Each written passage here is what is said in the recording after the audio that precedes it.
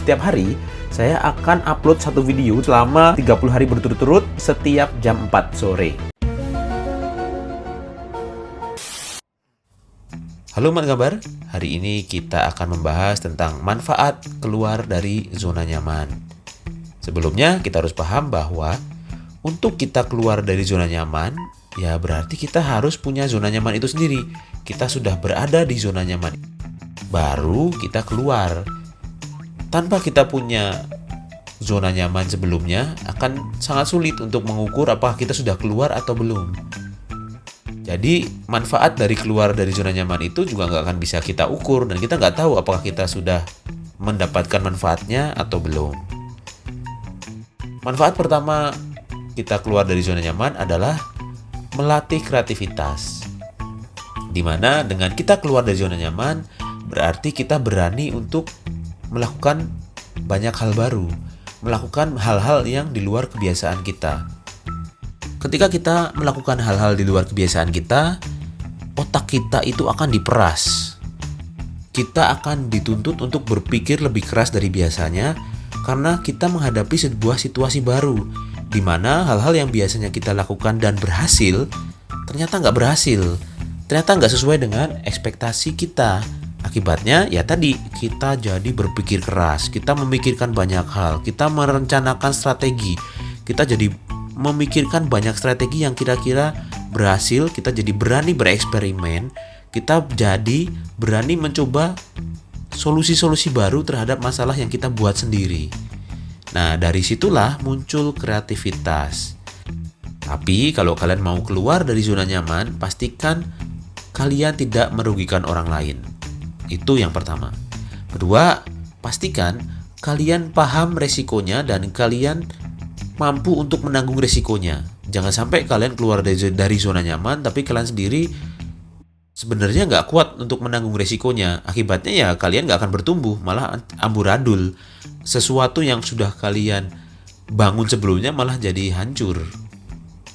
Jadinya tujuan dari kita keluar dari zona nyaman untuk kita mampu lebih kreatif lagi malah nggak berhasil. Manfaat berikutnya keluar dari zona nyaman adalah kita jadi mengenal diri kita sendiri. Mengenal negatif dan positifnya, kekurangan dan kelebihannya. Kita makin mampu untuk mengerti apa yang menjadi batasan-batasan kita, apa yang mampu menjadi potensi-potensi yang bisa kita kembangkan sendiri. Dengan demikian, kalian akan mampu membuat sebuah strategi yang lebih baik untuk kalian mampu berprogres, untuk kalian mampu maju. Misal ya, kalian tahu dari mana nggak suka sama mie ayam ketika kalian sendiri nggak pernah makan mie ayam. Tahu dari mana kalian nggak suka makan pete ketika kalian tahu pete itu bau cuma karena diceritain, tapi kalian sendiri nggak pernah ngerasain rasanya pete. Di sini berarti mungkin kalian gak suka sama satu hal, coba kalian cobain. Mungkin kalian gak suka manga, gak suka aliran-aliran Jepang, coba deh kalian cobain. Mungkin kalian gak suka aliran-aliran Amerika, coba juga kalian cobain dengan gambar kalian. Dengan demikian, kalian akan makin tahu nih, saya itu sebenarnya beneran suka atau saya itu cuma ikut-ikutan. Saya itu beneran gak suka atau saya itu cuma kemakan sama hasutan. Keluar dari zona nyaman ini berarti kita mampu untuk menantang diri kita sendiri untuk melakukan hal-hal yang kita sendiri mungkin awalnya nggak percaya bahwa kita bisa. Tetap hati-hati karena seperti yang saya bilang tadi, ada dua prinsip untuk kalian keluar dari zona nyaman adalah ketika kalian keluar dari zona nyaman, jangan pernah merugikan orang lain dan kalian mampu mengatasi resikonya. Manfaat berikutnya keluar dari zona nyaman adalah kita akan jadi lebih percaya diri. Nah, kok bisa sih kita jadi lebih percaya diri ketika kita keluar dari zona nyaman? Karena pada dasarnya ketika keluar dari zona nyaman ya, kita dipaksa untuk mampu menyelesaikan banyak hal. Dengan demikian kalian akan sadar gak ada yang bisa dipercaya selain kalian sendiri. Akhirnya kalian jadi percaya diri. Setelah kalian percaya diri, itu akan membuat kalian lebih mampu untuk beradaptasi terhadap perubahan. Kenapa? Karena kalian sudah pernah berubah-ubah sebelumnya. Kalian sudah pernah menghadapi banyak hal sebelumnya. Kalau kalian sendiri nggak pernah menghadapi banyak hal, kalian sudah memahami resikonya. Kalian sudah memahami peta-peta di mana kalian akan menghadapi kesulitan, di mana kalian akan menghadapi kemudahan. Itu mengapa saya selalu bilang bahwa jangan buru-buru untuk kalian menentukan style kalian sendiri sebelum kalian eksplorasi bermacam-macam style. Kalian cobain macam-macam style, baru nanti kalian seiring berjalannya waktu, style itu akan tumbuh di kalian sendiri dari hal-hal yang kalian paling senang menggambar.